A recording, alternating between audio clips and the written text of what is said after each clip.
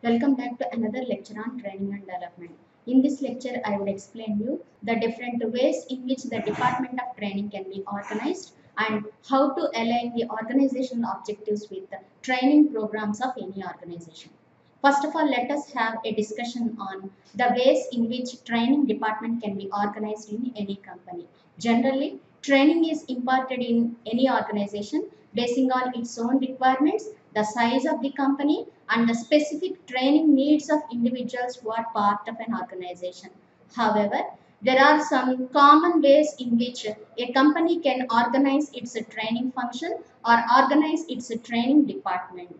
And such common ways include centralized way of conducting training programs, decentralized ways of conducting training programs, and a balanced approach in which a training program may be conducted both in centralized or decentralized manner, whichever is feasible to the organization. And however, all the three ways of organizing training department have their own merits and demerits. First of all, let me explain you what is the meaning of centralized organization structure for training function. In centralized training function or centralized departmental structure for training function, a company tries to train all the individuals across the organization and across all the branches or all the units at one centralized location.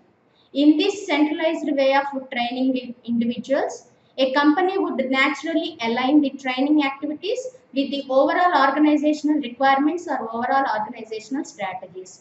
And a separate training wing or training department may exist in such centralized setups wherein all the units are pooled together or all the individuals who work for different units are brought together to impart training for the same. And the resources or budget or amount required for conducting training programs are all predetermined, and training modules are prepared separately for suiting the requirements of individual units, and a central training unit will be taking care of the entire training activity. Here, all the individuals or trainees will get a chance to interact with every other trainee belonging to sister concerns or sister units, and this way it can bring harmony among the trainees also. And in the second setup, that is in decentralized way of training, a company tries to impart training or provide training facility individually or separately to all the different units or different organizations which are part of a parent company.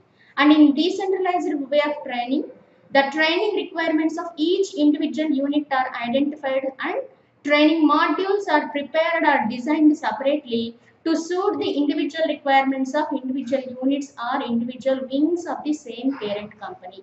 Again, this way of organizing training department also has its own merits and demerits. In centralized ways of training the individuals, a company can meet the training requirements of each unit by focusing on the training content more precisely, but however, it may lead to cost burden on the part of the top management to impart training facilities separately to all the individual units or all the branches of the same parent company.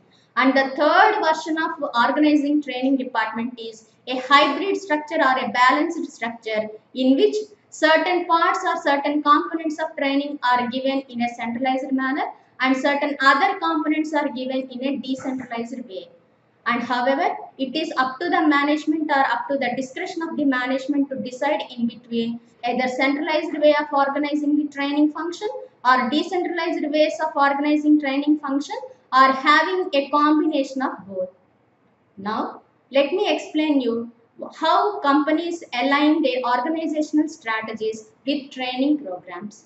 As we have been seeing in our series of lectures, training is useless without identifying the training needs of individuals, without identifying the training needs on the part of the organization, and without analyzing the individual's competencies also. So whenever training programs are planned or organized by top management, care should be taken to see that all the training programs would ultimately contribute to value addition of every function that is carried on in a company. So in that way, we can say that organizational strategies must be definitely kept in mind whenever a training program is designed are developed by training experts.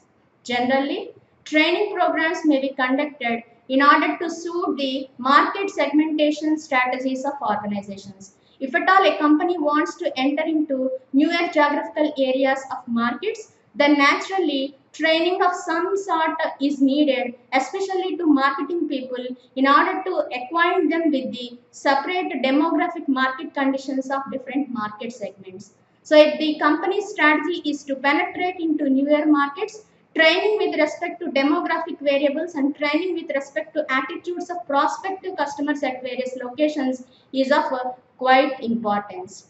And secondly, if at all a company wants to go with the newer product lines, again a training may be separately imparted on the part of individuals to acquaint the trainees towards the newer products or the functionalities of new products. Especially such training is required for salespersons who have to definitely inject in themselves all the attributes of newer products.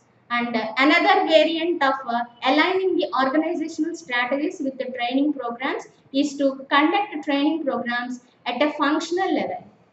Conducting training programs at a functional level may include conducting separate training programs for marketing people or finance or human resource employees in order to acquaint them with the specialized functions of different specialized areas of management or functional aspects of various departments as well.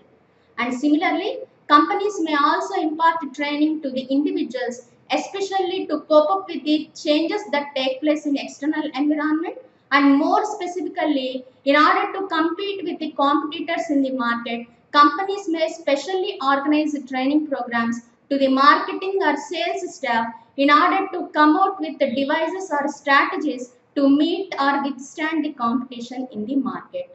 And similarly, several other kinds of training programs may also be imparted on individuals in order to inculcate a sense of discipline or a sense of commitment or a sense of understanding and accepting the organizational values and culture of the same. So, whenever a training program is conducted, a specific orientation should be there towards meeting the organizational objectives.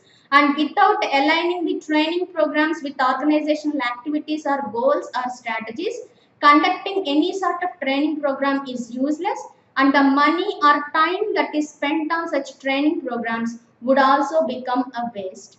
And another version of conducting training programs and another variant of conducting training programs may be outsourcing the training function. In outsourcing training activity, companies may generally appoint expert consultancies or expert training institutions to impart training to the employees. However, such outsourcing of training function would also involve several challenges, and companies may take the help of outsourcing consultancies or outsourcing training institutions either on a temporary basis or on a permanent basis. If at all companies take the help of expert training institutions on a permanent basis, they would naturally have a tie-up with such institutions, and whenever training is to be imparted or whenever training programs have to be designed, the responsibility of designing the training content, developing the training modules and scheduling the training programs rests with the consultancies or outsourced companies. But however, if companies want to take the help of outsourcing companies only on a temporary basis, whenever training needs arise, companies can approach such consultancies and ask or seek their help to impart training to individuals. So, without taking into view the organizational requirements or organization's specific strategies with respect to either market penetration or introducing newer product lines, or whenever companies want to improve the expertise of individuals towards any specific functions, care should be taken to see that every training program would definitely lead to some functional objective or the other.